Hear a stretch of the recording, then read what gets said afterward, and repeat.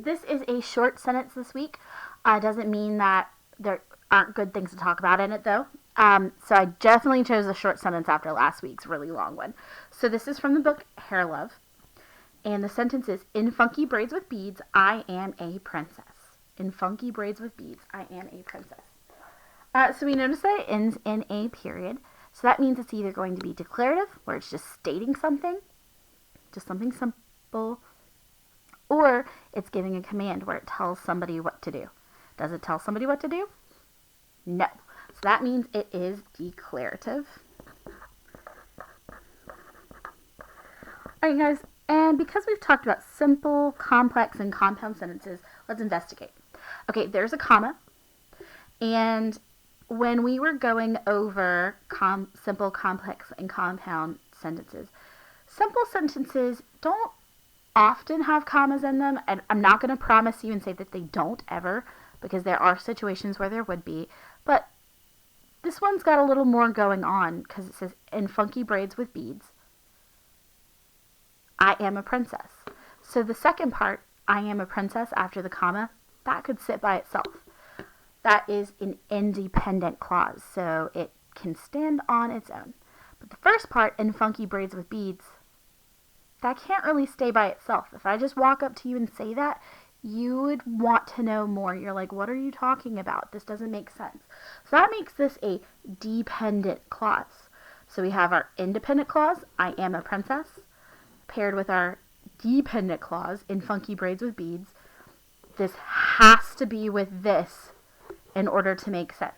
So because we have this combination of independent and dependent, that makes this sentence complex.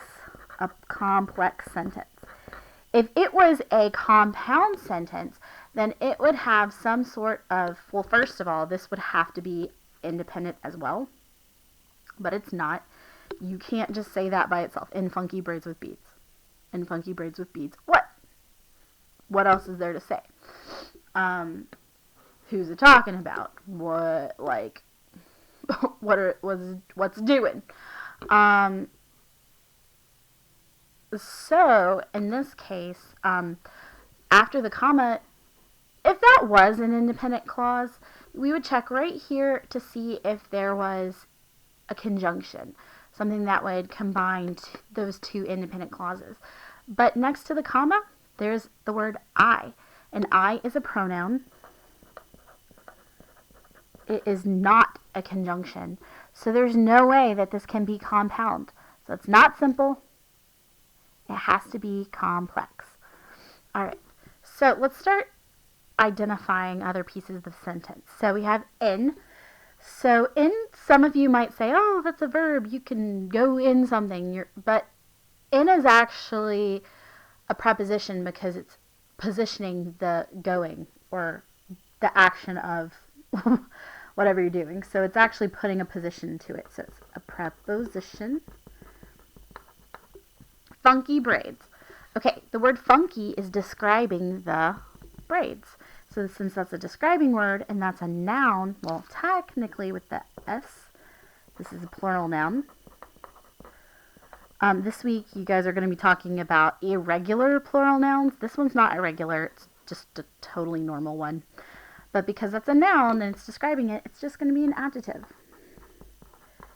Adjective. Okay, then we have with beads. With is another preposition.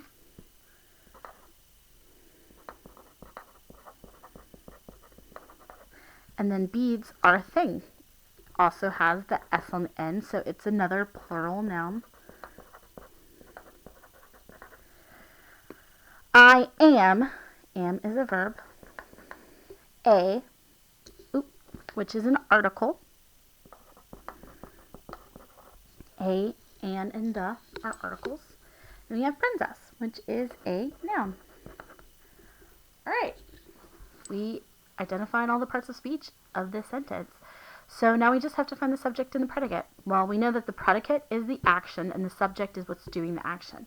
So in this sentence, the action is the only verb, which is am. And who's doing the am? It's I. I am. Alright, guys. That's our sentence. It was super easy.